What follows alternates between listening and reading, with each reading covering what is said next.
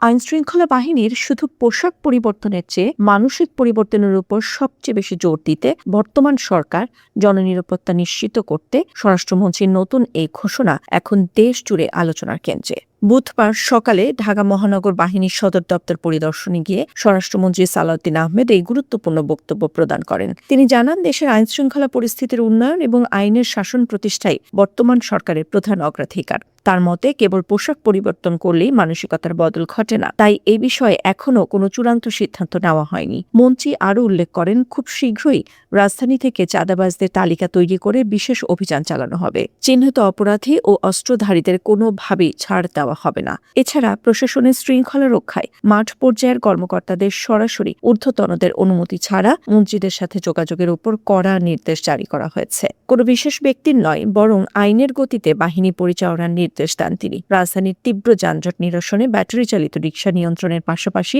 বাহিনীকে জনবান্ধব হিসেবে গড়ে তোলার এই উদ্যোগ সাধারণ মানুষের মধ্যে আস্থা ফেরাতে সহায়ক হবে। ব্যক্তিকেন্দ্রিক কর্মকাণ্ড পরিহার করে আইনের স্বাভাবিক ধারা বজায় থাকলে দেশের সামাজিক ও অভ্যন্তরীণ স্থিতিশীলতা আরও সুসংহত হওয়ার সম্ভাবনা রয়েছে। একটি স্বচ্ছ এবং জবাবদিহিমূলক প্রশাসন গড়ে তোলার এই অঙ্গীকার কত দ্রুত বাস্তবায়িত হয় সেটি এখন দেখার বিষয়। জনকল্যাণে প্রশাসনের এমন কঠোর অবস্থান ইতিবাচক পরিবর্তনের ইঙ্গিত দিচ্ছে।